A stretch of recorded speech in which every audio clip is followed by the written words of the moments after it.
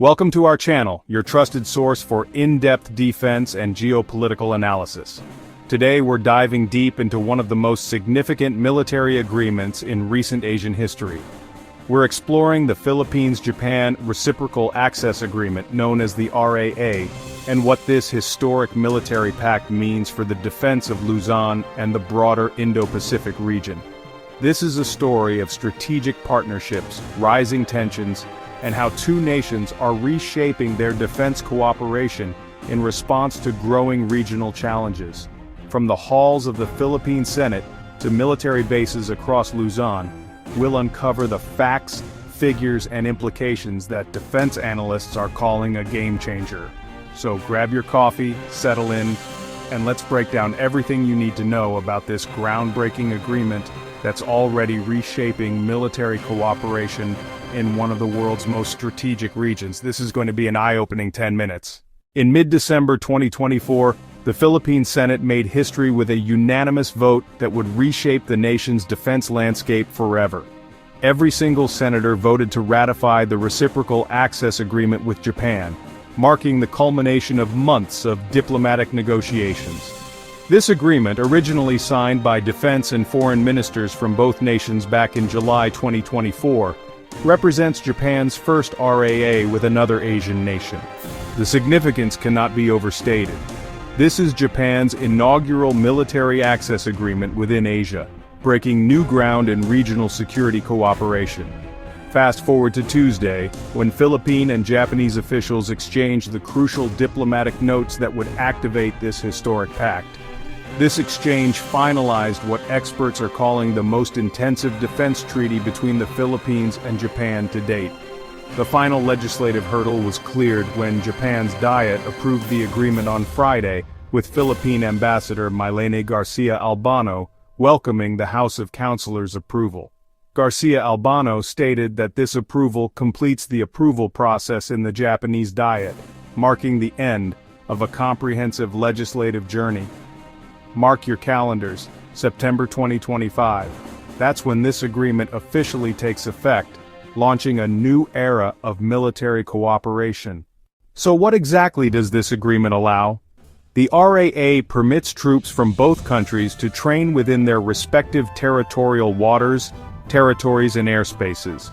These training operations will be governed by legal agreements that stipulate the status of forces while training or deployed. This is particularly important for Manila, which banned the permanent presence of foreign troops and bases in its 1987 constitution. The agreement streamlines procedures for deploying forces in each other's territories for joint training and disaster response operations. Here's where it gets really interesting. The RAA allows Tokyo's surface-to-ship missile units to train with advanced U.S. weapon systems. We're talking about high-mobility artillery rocket systems, known as HIMARS, and mid-range missile systems training right here on Luzon Island. The Japan Ground Self-Defense Forces Amphibious Rapid Deployment Brigade will also train alongside U.S. personnel. This training includes small, ground-launched munitions and cutting-edge drone technology. Northern Luzon and Batanes have already seen a marked increase in advanced American missile deployments to support these exercises. But the cooperation goes beyond training. Japanese defense assistance to the Philippines may involve the transfer of Japan Maritime Self-Defense Force destroyer escorts. We're looking at up to 6 1990S-era warships that could be transferred to the Philippine Navy by 2027. Along with these destroyers, basic maritime patrol aircraft are also part of the potential transfer package. This represents a significant boost to Philippine naval capabilities, pending Manila's review of these vessels. Let's talk geography, because location is everything in this story. Luzon, the northernmost of the main Philippine islands, sits just 200 miles from Taiwan's southern coast. That's 200 miles. To put that in perspective, that's closer than the distance from New York City to Washington, D.C. This proximity puts the Philippines in a unique position to monitor key choke points like the Bashi Channel in the Luzon Strait. President Marcos has been frank about this reality, suggesting that Taiwan's proximity to Luzon makes it hard to imagine that the country could avoid conflict. This strategic importance is being backed up with concrete action. Manila activated a new military base this week in the Luzon Strait. The Armed Forces of the Philippines Northern Luzon Command commissioned a forward operating base in Mahatao on Bataan. Bataan is one of several small islands that make up the country's northernmost province of Batanes, just 120 miles south of Taiwan. The Philippine military claims this base will support the country's defense and surveillance efforts in this strategic waterway. The importance of Luzon's military infrastructure was highlighted when top defense officials from both countries toured key facilities. Department of National Defense Secretary Gilberto Teodoro Jr. hosted Japanese Defense Minister Nakatani Gen at multiple locations. At Basa Air Base in Florida Blanca, Pampanga, Nakatani toured fuel storage facilities and air missile defense system training centers. He also inspected the 4-bay hangar and Sterling hangar, essential for aircraft maintenance and operations. The tour continued to Wallace Air Station in San Fernando City, La Union, demonstrating the breadth of military cooperation. The RAA is just one piece of a much larger puzzle. The Philippines is ramping up its maritime defense posture across the archipelago. Plans are underway to establish and upgrade several naval bases in critical areas, including upgrades to former American bases.